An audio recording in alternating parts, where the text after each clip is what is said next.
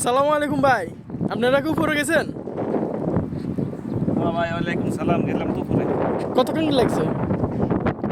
ভাই যাইতে তো মিনিমাম 1 ঘন্টা 20 মিনিট মতো লাগছে আমার। উপর বেশি? উপর বেশি বলতে বেশি আবার বেশিও না, তবে এখানে সেই রাস্তাগুলো দিয়ে হাঁটতে অনেক কষ্ট। আমার পাথরের রাস্তা তো রিক্স আছে।